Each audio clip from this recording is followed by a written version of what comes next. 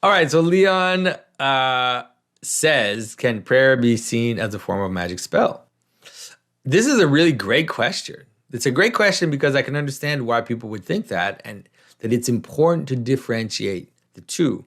And so, and it really is something which is similar to other ways I've represented reality to you, which is that the difference between occultism and liturgy, or the difference between magic and prayer, has to do with will, which has to do with the difference between do thy will, whatever, like the kind of Thelemite idea, or the Aleister Crowley idea of that doing your will is the first of the law, and that it's all about doing your will. Whereas prayer is not my will, but thy will be done.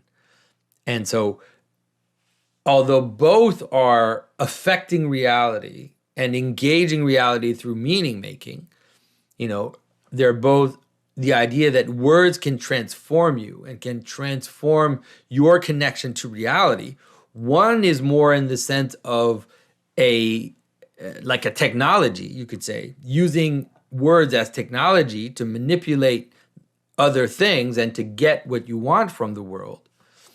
Whereas the other, the liturgy or the prayer, is rather using words to elevate that which is the highest and prepare yourself to receive from that what is going to come, right? And not try to simply impose your will on reality.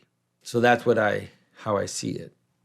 But you can imagine why some magical sentences, right? Some magical magic words were based on the liturgy, based on the sacrament. And that, I forget which one it is, but there is one of the famous magic phrases, which is basically a kind of deformation of when the bread and wine become the body and blood. So you could see how that would happen. And then people would want to take that, which is very powerful, and they realize it's a powerful word that is, basically, participating in God manifesting himself in the world, and say, wow, that's a powerful word. That's a powerful sentence. If I can do that, and all these people come to church and are willing to participate in that, and like take the fruit of that, I'm like, maybe I could use that to do my own will, and I could use those words to manipulate reality in order to do what I want. Therefore, the magic phrases or the magic incantation.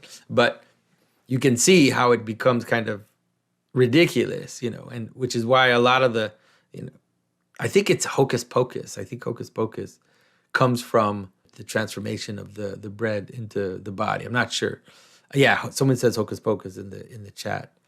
And you can see why magic spells are usually kind of tricky and kind of funny. Like if you look at abracadabra or whatever, it's a word that you can flip upside down, that you can do all this stuff. So I would say that question is important because you could do that.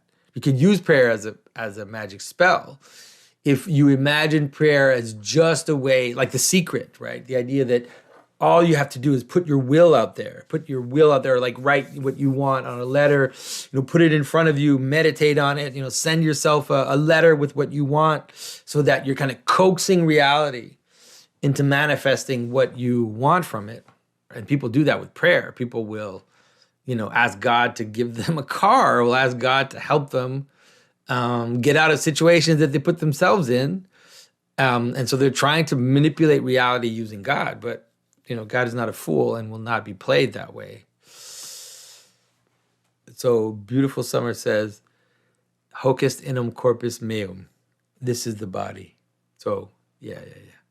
Someone says, Arnstein Kilane says, my dad has hocus corpus on the back of his Liverpool football jersey.